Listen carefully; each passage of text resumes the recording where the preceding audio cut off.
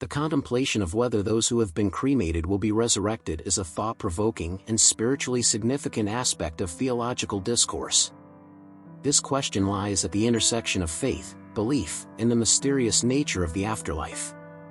As we explore this subject, it's crucial to recognize that different perspectives exist within the Christian community, and the debate often hinges on interpretations of Scripture and the nature of God's omnipotence.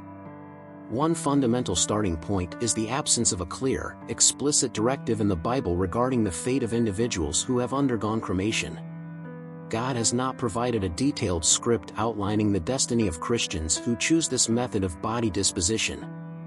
Nevertheless, believers often turn to foundational passages, such as Genesis 3 verse 19, which reminds us that our physical bodies, having been formed from dust, will eventually return to dust after death.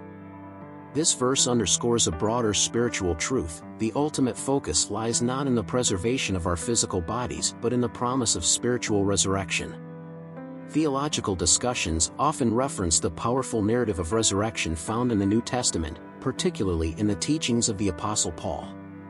While burial was the prevalent method during biblical times, Paul's writings, such as 1 Corinthians 15, illuminate the transformative nature of resurrection.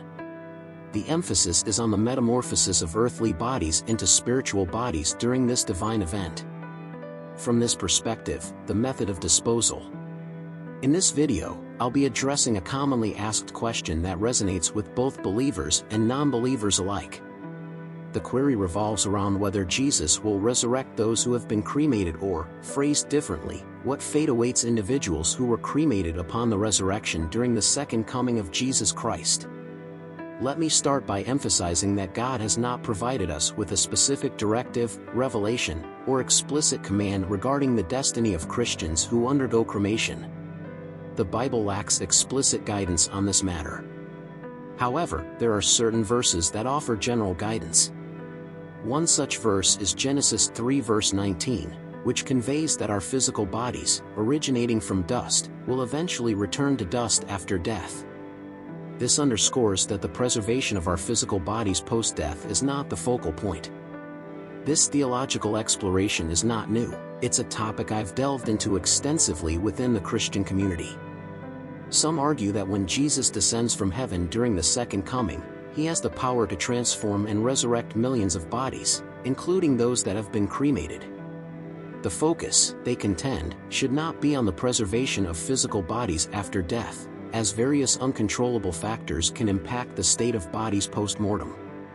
Biblically speaking, while cremation was practiced in ancient times, it wasn't prevalent among the Israelites or New Testament believers.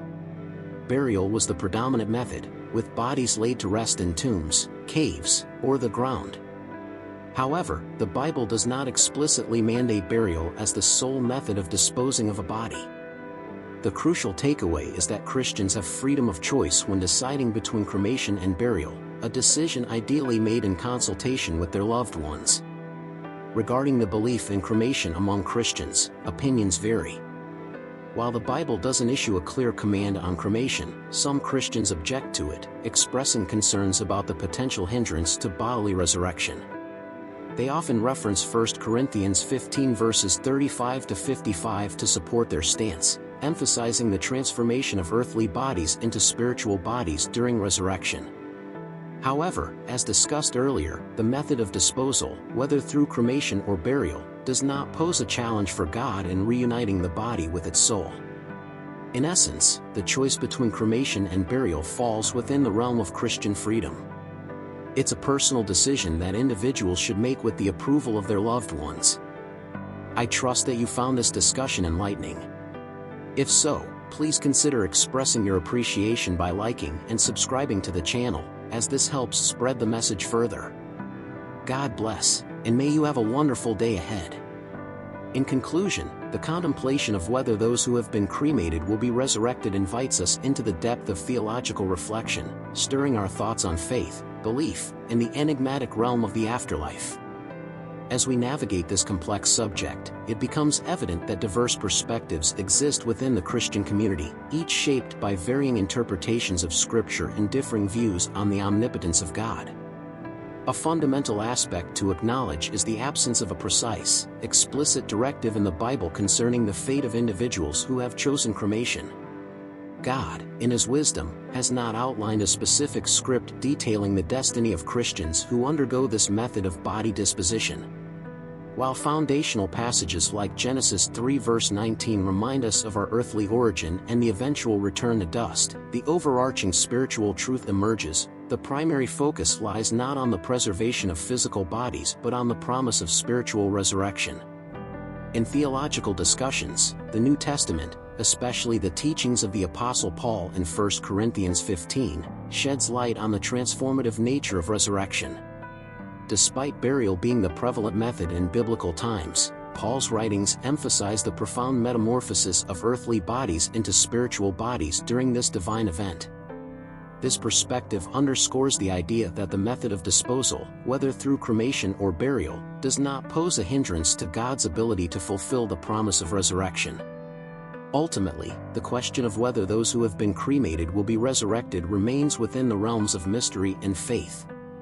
While differing viewpoints may persist, what unites believers is the shared hope in the transformative power of resurrection, transcending the physical aspects of our earthly existence.